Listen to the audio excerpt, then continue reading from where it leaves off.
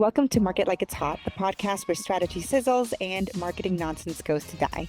I'm Yasmine Robles, and today Izzy Dudosky is not here with me, but she is a partner here at Rebel Marketing, who you usually hear from on Market Like It's Hot. But if you're done chasing trends, posting just to post, and burning out trying to go viral, you're in the right place. We talk about what actually works. And today I have Elizabeth Wangugi Etienne, called the Business Witchdoctor, which I think is like so amazing, for her mystical methods but proven results, is a wellness event and retreat planner and the architect of the Nap Concert, a live acoustic jazz affair where you can take a nap, which sounds incredible. Through her company, Exclusive Excursions, she partners with organizations and communities to design restorative experiences that reduce burnout and build healthier cultures. With a background specializing in yin and restorative yoga for burnout and a passion for nervous system informed care, Elizabeth brings practical tools, honest conversation, and a deep respect for the realities of modern work. Her work blends research-backed ancestral practices while she focuses on helping people increase their energy, lead with clarity, and create cultures where recovery is a part of the plan, not an afterthought. Welcome, Elizabeth. Thank you so much for having me. I feel so honored. Was there anything else that you'd like to tell us about yourself before we dive into the questions? I am a yoga athlete. So while I practice and teach the more restorative and the more relaxing side of yoga, my favorite yoga to take is like the challenge and the burn. And right now I'm in the middle of my inversion practice. So I love, love, love all of the different avenues of yoga. They're wonderful. Yeah, I always feel like I'm missing out because I just am in the I guess you could call it the border of yoga, like the very outskirts of yoga. And there was one point where I was so just I fell asleep basically. So it was the end of the session, and then we did the what I forget what it's called, but it's I call it the corpse pose. I heard a friend of mine call Hmm. it that. And Hmm. I was like, this is amazing. And then I fell asleep. I was jolted awake by realizing that I was sleeping. But I don't think anybody noticed. Maybe just the teacher. It can be so relaxing. It can be so Mhm. relaxing. Yeah. Yeah. It's wonderful. Yeah. So let's dive in to get to know you a little bit better. So you are called the Business Witch Doctor. Where did that Yes. name come from? And what do you want people to understand when they hear it? Oh, that's a great question. The Business Witch Doctor. So we came up with that sort of marketing tagline with a friend of mine, Beth, who's also a great like storytelling, branding, Mhm. marketing guru Yes. around Columbus. She's so awesome. So Beth Mendany, if you guys ever get a Mhm. chance to look her up. I was very lucky because I have unbelievable testimonials. So like one of my big ways that I market is word of mouth, and specifically the words that tumble out of the mouth of people who've already worked with me. But their stories were so different. It was really hard to pin down exactly what I did. People are kind of afraid of the Y word. Like yoga really can scare some people. Not very many people know what it is. A lot of people affiliate it with some sort of devil worship, satanic practices. Yeah, like in What? certain circles, the Y word is a bad word. When really it is a practice religion. It sure is. And I do think it should be honored as a practice religion.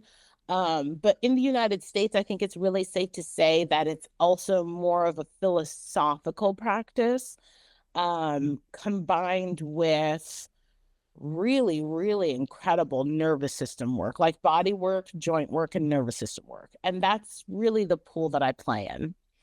Um, because every body is different, every nervous system is different, and the work that we do on our body can really scale up and down between feeling relaxed and healing diseases.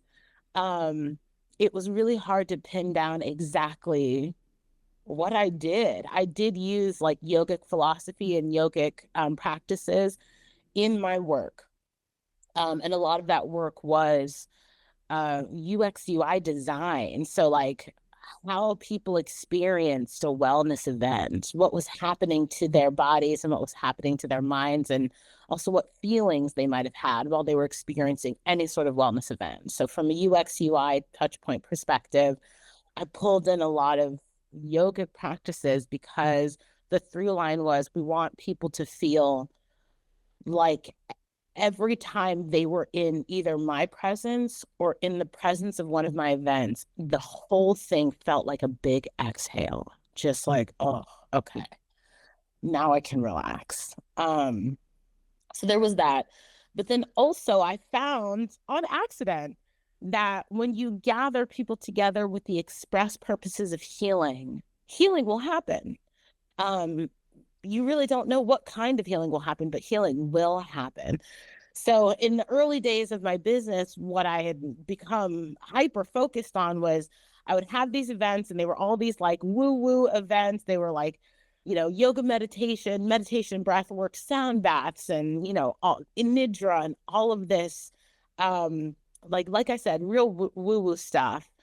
And then as soon as the event was over, back then he was like my boyfriend, my husband now, would help set me up with a camera, and I would just be like, okay, what happened to you? Like, tell me what happened. And I would have testimonials that were all over the map. My first NAP concert, we had an attendee, and she said, and now I'm going to paraphrase a little bit, but she said, I'm not the kind of person who ever really needs to set her alarm anymore. I wake up before my alarm. My body's been trained to wake up before my alarm. I'm an incredibly light sleeper. Like I don't need it anymore. And I don't remember the last time I used it. And she came to our NAP concert and she said, I don't remember going home. I don't remember going home. I don't remember falling asleep. I slept through my alarm. I slept through church. I woke up at like 1 o'clock in the afternoon. She's like, I've Wow. never felt so rested in my life. And I was like, what? Like, that's incredible. Um, but then I would have this event where a woman came. In fact, Stephanie Matthews went Mhm. on to become one of the co-directors of the NAP concert because of an experience she had in one of my workshops. Well, we did a breath workshop with incredible breathwork specialist Tekka Thompson, her name should be lifted up around Columbus, Ohio, because of how intuitive and like nuanced and like, oh, just amazing in every way. And so we did a breathwork workshop with her. She was guiding the class. She'd really taken reins over the class. And afterwards, we got, co-founder of the Tribe of Jazz, Stephanie Matthews, on video. And she was just like, I came in with this stress knot. I've been living with a stress knot most of my life. It's located, in my back along my spine. She said that Tekka had told her to talk to her own body, talk to her own nervous system, and direct the stress not to just leave. And it did.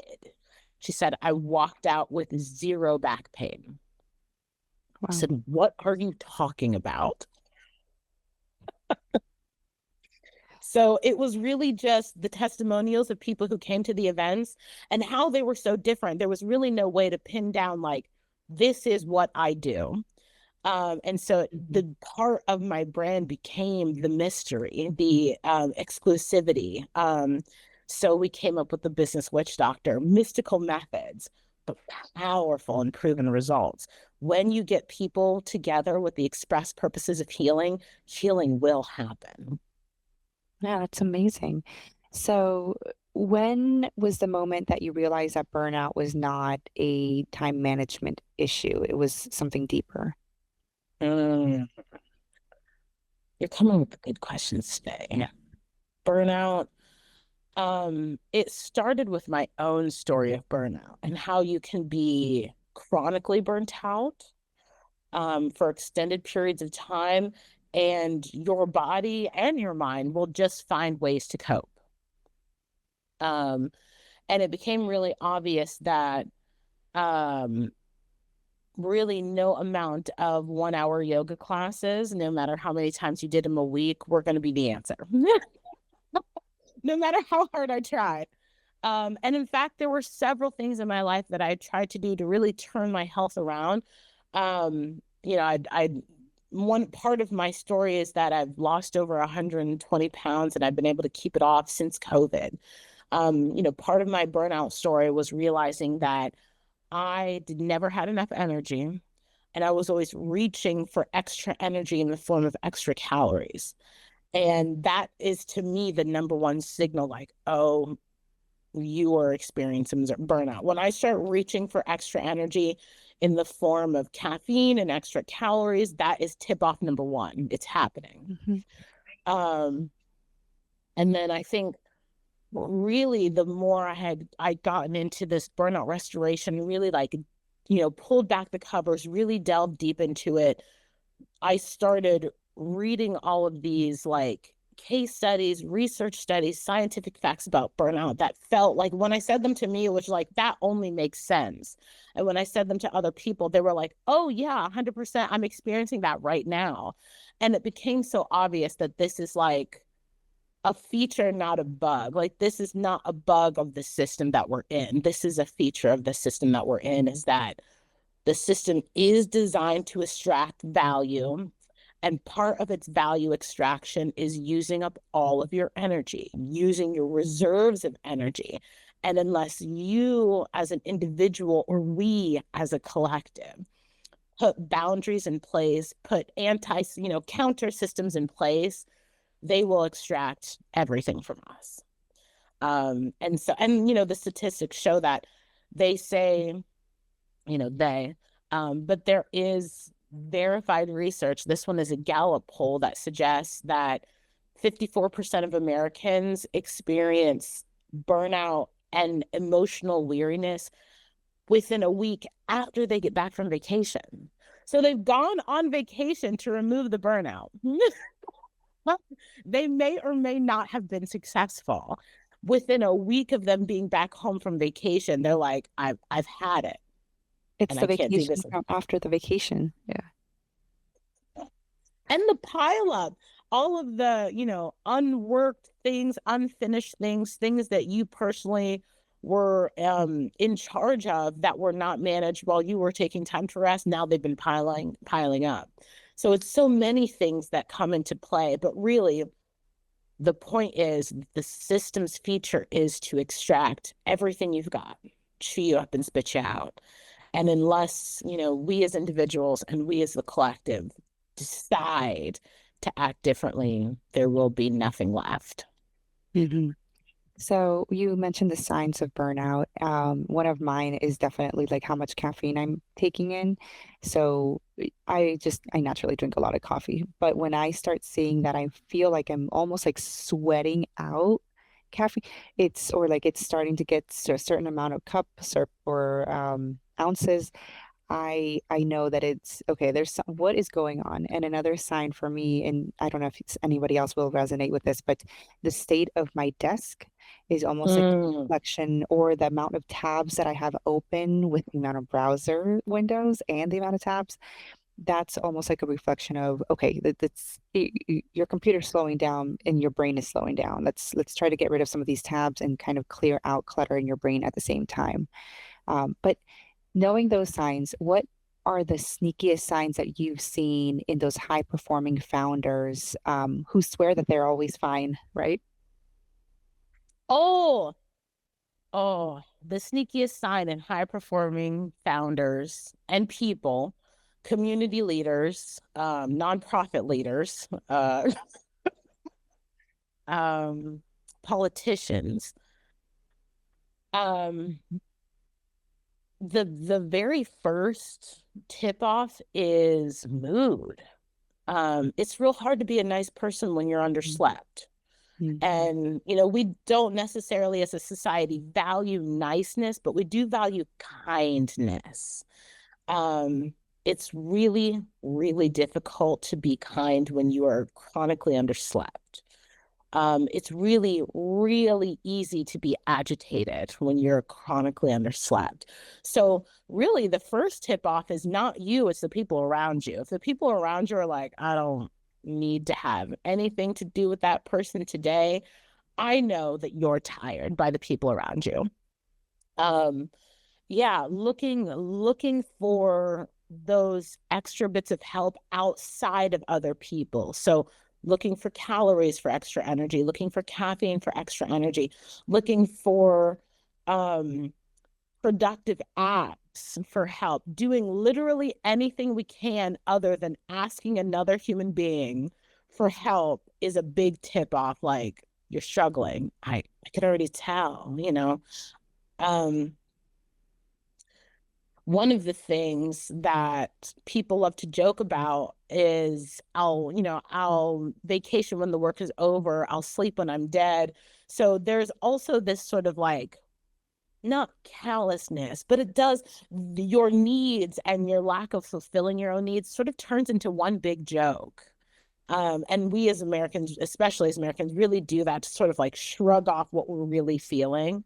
So you'll hear that a lot. Like, you'll hearing how sleep when the work is done, I'll go on vacation when the work is done, when the project is over, or I'm just waiting for the weekend. Like, when people are panting for the weekend, that is a tip off that they're living the kind of life that they feel like they need to escape or cannot cope from. Yeah. Yeah. I remember when I was in high school, we were in a commercial art class, and it was like a tech school, and we were all bragging, or kids were bragging about, like, oh, I didn't sleep at all. I only got this many hours of sleep because we were working hard on this. And the teacher said, why are you bragging about, shouldn't you be bragging that you got like a full at least 8 hours of sleep because you did all your work on time and you didn't have to, you know, stay up to do that work. It should be flipped, right? Let's brag about how much sleep we got versus staying up late and hustling. That's right. So, okay. So what does longevity leadership mean, and why do founders need it before they hit that wall? Mm. Longevity leadership is the ability to think and work I would say in batches of 10 years. Like, if I had my druthers, I would encourage people to live in batches of 10 years and plot out their days in such a way that they know they're going to make it through this next 10 years. Because when I'm not living that way, it gets shorter and shorter. It goes down from like quarter to quarters, and now we're talking like fiscal budget seasons, quarter to quarter, and then I'm only thinking about the numbers, and then month to month, and then week to week, and then day by day, and then honestly minute to minute, thought to thought, hour to hour, then it's down to just like breath to breath. Can I make it through this interaction? But when you decide not to, I call it micromanage productivity. So instead of breaking things down in such a way where you are optimizing and maximizing every thought, every breath, every interaction, like every week, day, month, quarter, we're only thinking in terms of these short bursts of energy and these short cyclical nature of business and finance. Instead, I would really encourage people to think philosophically and then logically about what this next 10 years, if success were guaranteed, and really whatever you do consistently, whatever action you take consistently, success is guaranteed, whether it's for better or for worse. If you smoke consistently, lung cancer is guaranteed. If you eat a salad consistently and exercise consistently, a healthy body is relatively guaranteed. So I would encourage people to think in these long stretches understanding that success, whatever it may be, is guaranteed.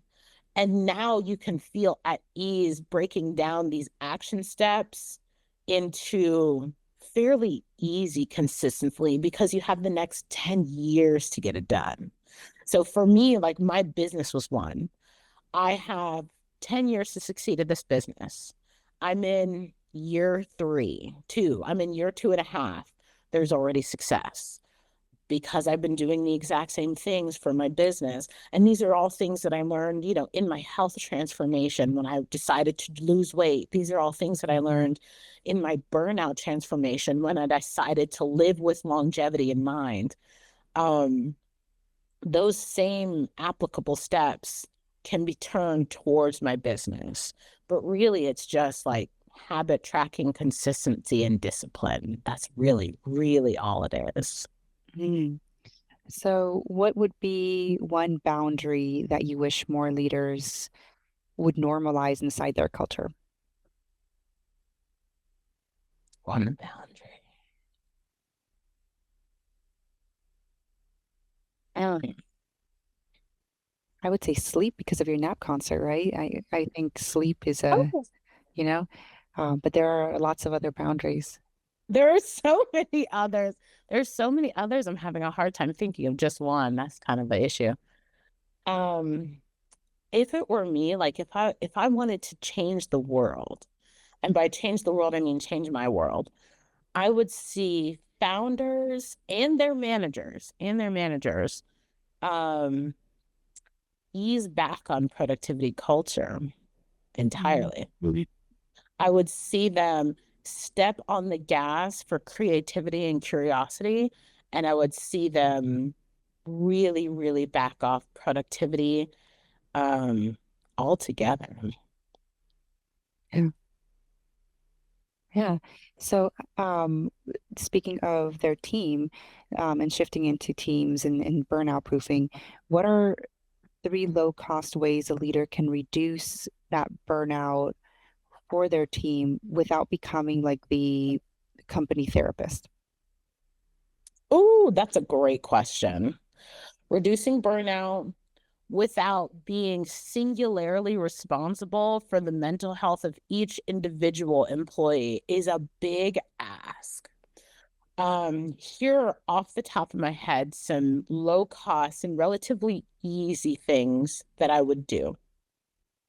Um, First, I would take time to regularly communicate the mission and vision of the company to the employees. And I would even express to the employees how you, as a founder and CEO, and your team go about chasing this mission and vision. So I know one of the companies I worked with, it was almost like a chant. Every time I would just be like, share your 5-year plan with your employees, share your strategic operating plan with your employees. Let them know what you want to do in 2020, 2030, because if they understand what it is that you're trying to accomplish, then they can take ownership of what it is they're doing to help you get to that goal. And that provides re-energization. So not just does it reduce burnout, because burnout is that numbing feeling. What I do doesn't matter. There's lack of hope, there's lack of fulfillment in work. And so there's a natural decrease in productivity because people just feel like what they do don't matter and they're not being seen. Flip that on its head quickly, get them even more involved, even more agency in the business. Make them feel like part of that business is their own. That re energizes people's spirit. They want to do more work, they want to work harder, try harder. So, number one is just get your employees involved. Get your employees involved in the strategic process, in the operations process. Also, you never know where genius is coming from. Like, you never know. Yeah. Um, I think one other thing I would just say is take every single every single opportunity as low cost as you can. Take every single opportunity to uplift your team whether it be individually or collectively. So your people managers, HR teams, the community leaders within your organization, make it their mission to uplift both the team itself and each individual person, and try to do it in a way that's not another boring pizza party if it's at all possible. This is where I plug the NAP concert. Mm-hmm. Do it in a way that's legitimately healthy. If you want a thriving and healthy workforce, take thriving and healthy actions for your workforce. Be done with those sugar loaded, carb loaded breakfasts that you have once a month or once a quarter. Actually give them healthy, sustainable food, so fuel, so that they can be mentally clear. Do away with another boring pizza party on a Friday. Give them healthy, sustainable meals for fuel so that they can be mentally clear. If you can do that, that is a simple transition. You still got the pizza party budget. You're just ordering different things. That is a simple transition that you can do to just like 180 the culture in your organization completely. That's awesome. So, when you design these restorative experiences for organizations, what is the biggest myth that you have to bust? Uh, um, I'm not just coming to teach your people yoga. I'm not just coming to teach your leaders meditation. There is workforce development involved. Mhm. Also that this is worth it, that your people are worth investing in. That's really, you will find out very quickly. In my field, in my position, I will find out very, very quickly whether or not a founder or CEO or even HR director, people ops, whether they actually care about their workforce or not. If they are really only about the productivity, they're really only about the scale. They are not focused on their human capital, on their human resource. You will be able to know within minutes of meeting somebody how they really feel. Okay, yeah. So let's shift into more of that marketing with a nervous system friendly growth mindset. You work with ambitious people. How do you define growth that does not fry a nervous system? Mm, that's probably your best question. How do you experience growth that doesn't fry? I'm just gonna make this quick point. Um, I think everybody goes through a period of growing where maybe not necessarily burnout, but we do understand the phrase growing pains. We Hmm. do understand that there's a time, and we call it maybe every awkward teenager's life, where, something doesn't feel quite right, something doesn't look quite right. Um, and those are, what we talk about when we describe growing pains. So in terms of growth as a business, because we, at the end of the day, we're all people, business is just a group of people getting a solution done. There will be points within your business where things don't feel or look quite right. That does not mean you have failed as a business owner. And that's super important to remember, probably the most important to remember. Um, there will be times in your business where things do not look and feel the way you expect them to. Um, you will definitely succumb to feelings like you have so much more still to do. There's so many tasks, and it's important to remember that you have not failed at all. You're still in the middle of your process. So I think that philosophy is part of the most important thing. The other part of making sure that you don't end up systematically fried as you grow is really those back to those three things that we mentioned at the beginning, which are, habit tracking, consistency, and discipline. Understanding that what you're going to do my weight loss coach said the best thing to me, and it really changed my outlook on everything. She said, don't do anything you're not willing to do for the rest of your life. Mm. Yeah. Don't pick up trash if you're not willing to pick up trash every day for the rest of your life, because it will be that consistent. And you can substitute words for it will be that boring, it will be that mundane, but it will also be that consistent. That is discipline. If you turn those consistent habits towards habits that produce good, then you are disciplined, productive, and like incredibly, incredibly in good standing for success. Mm. So I would say like those three are the ticket, like consistency, discipline, and habit tracking. They sound like they're different. They're really all the same thing. Track your habits, track what you do a time audit. Once you've figured out what your habits are and what you're spending your time toward, see if you can curb any of those habits towards producing a good outcome. That's productivity. Like that's discipline, right? And then do it every day without fail for the rest of your life. That's discipline. That's consistency. That's all those things are. Mm-hmm.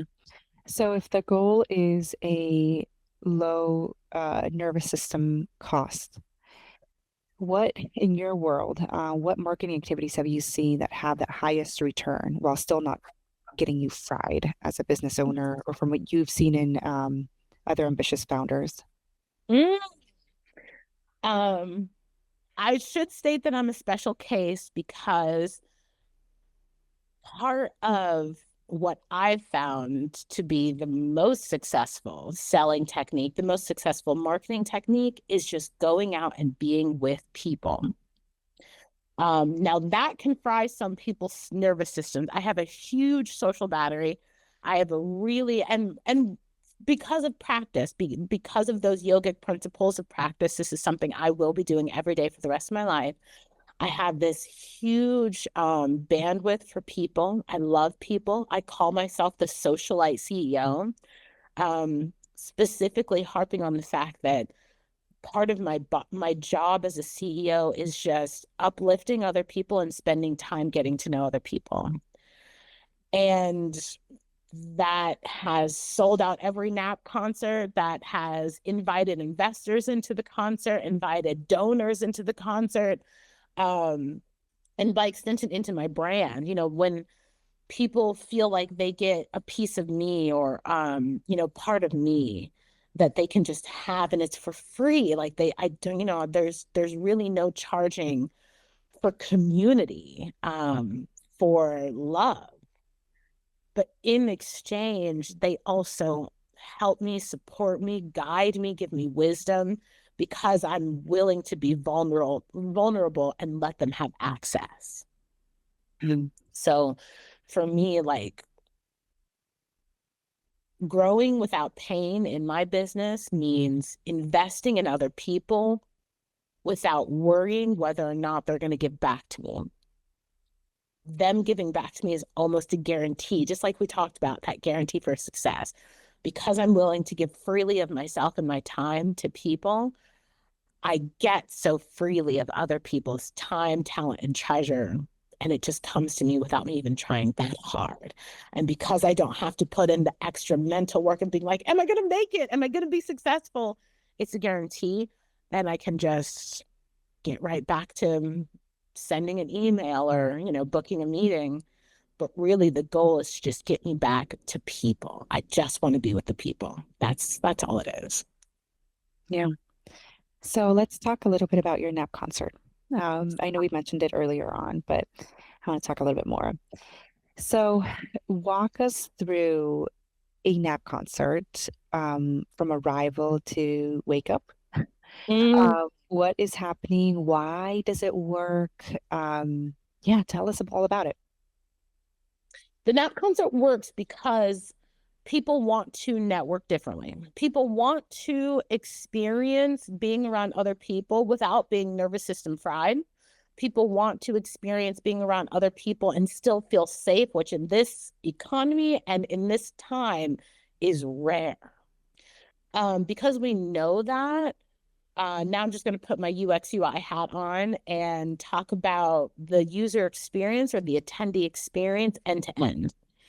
When you walk into the concert, the first thing that happens is you're greeted by somebody who genuinely loves humanity. Sometimes, most of the time it's me, but it's not always me. I have a team of people who are just like, I just want to serve the people. So you're greeted by somebody, you have access to a healthy spread. It's usually in the form of like a charcuterie board, but we leave off the gunk. So it's really just like fruits, vegetables, lean meat. If you eat meat, there are vegan options. Everything is gluten-free. Everything that I work with is gluten-free. I'm very sensitive to people's digestional issues because it's really hard to feel at ease when you're negotiating with your stomach.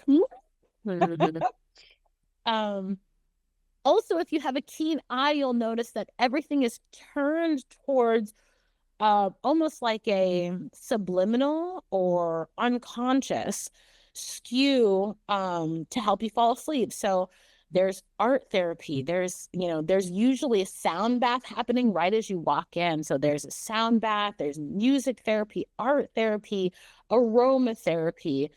We have all of these like subliminal ways of telling you and your nervous system, like, you can relax right now. Like you can start relaxing right here, right now. Um, there's incredible networking. At the end of the day, these are, I would say, networking events. Sometimes they skew more towards corporate networking events, but these are networking events where people, leaders in the community, VPs, founders, whoever, they want to experience a different kind of networking feeling. It's not the same old boring panel. It's not the same old speed dating networking thing. It's not just another conference. This is a networking opportunity where the point is rest and relaxation. That is the goal. So you get a lot of like-minded people, and those people together sort of naturally inspire beautiful conversation, but also in our, what are those called? Programs. There they are. In the programs, there are all these like little networking prompts if you want to go up to a stranger and just meet somebody. Again, the goal is to come as strangers, leave as friends, and that's usually what happens.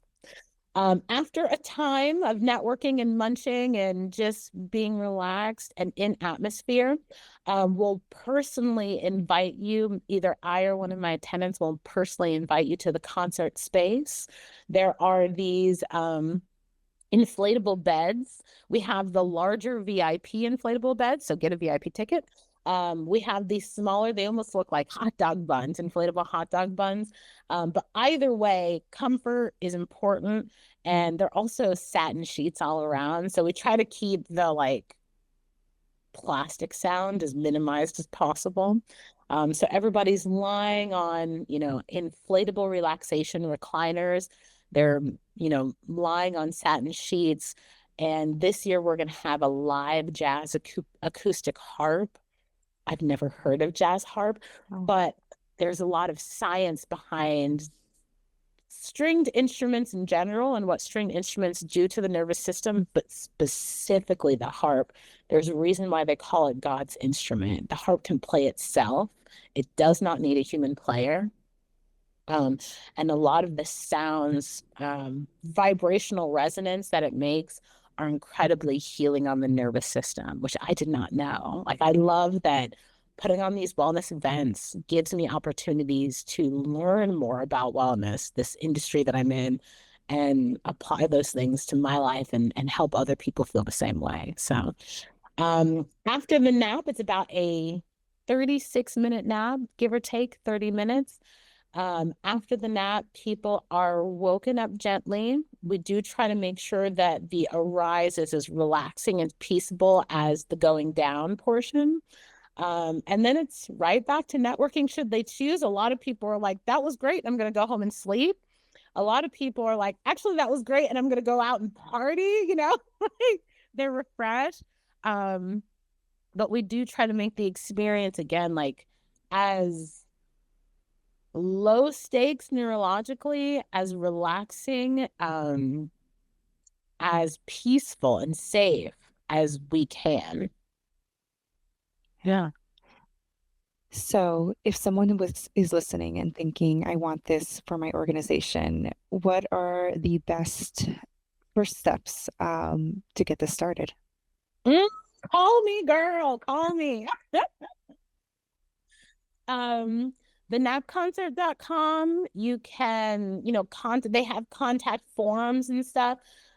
Elizabeth Wangugi Etienne. I am the Biz Witch Doc on all my platforms. So LinkedIn, Twitter, Facebook, TikTok, Instagram, all of it. I am the Biz Witch Doc. Please reach out to me. The Nap Concert does travel. It also can be extended into a Nap Festival. So if you want to throw an experience unlike any other for your whole team, if you have a large team, the Nap Festival is incredible. It comes in those two forms. It's either a very intimate, very private experience, or it's a huge rest-inspired party where joy is centered. What it isn't is like another, networking meetup, 300 people in a Marriott hotel ballroom. That's what it's not. But yes, I would absolutely love to talk to you if you're interested in any way. I do wellness events and retreats. So the Nap Concert isn't even the only thing I do. It's just the thing I love the most. It's the thing that Columbus loves the most. So it went off like gangbusters here, but please reach out. I'd love to talk to you. So, final question, how do you market like it's hot without burning out? Market like it's hot without burning out. I spend time with people. I spend time with people and I'm hyper focused. And one of the things I will say is hyper focus helps. I am singularly focused on one goal. When I was young, my father used to call it horse blinders. I don't look to the left. I don't look to the right. I only have one goal.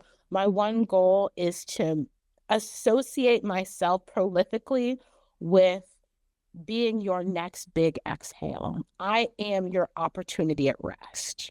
There is nothing else.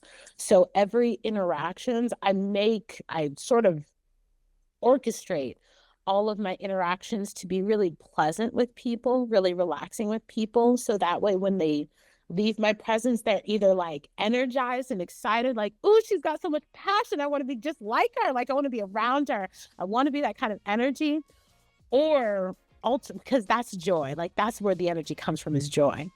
Or ultimately they're immediately like, oh, she is so like, instead of a breath of fresh air, she is just that big exhale. And I didn't realize that I could be so calm, and I didn't realize that this could be so pleasant. But now I know. So whenever I experience humanity, I try to keep them in those two buckets. And as long as my experiences with humanity are in those two buckets, I'm never burnt out. But I also have the boundaries to be like, if you're not in those two buckets, I don't really know you. Like, I don't know. And you don't know me either, Yeah. Oh, all right. That's a wrap. Thanks everyone for listening to another episode of Market Like It's Hot. If this episode sparks something, or if you really just want to go and take a nap now or look up Elizabeth, make sure you do, and then share it with your team, especially the Nap Concert. Grab your complimentary marketing worksheet at myrebelmarketing.com/checklist, and connect with us on LinkedIn with Elizabeth, with Izzy Dudosky, and myself. Let us know what is bothering you about anything marketing. And until next time, stay strategic, stay spicy, and don't settle for boring. And get your rest. Get your rest.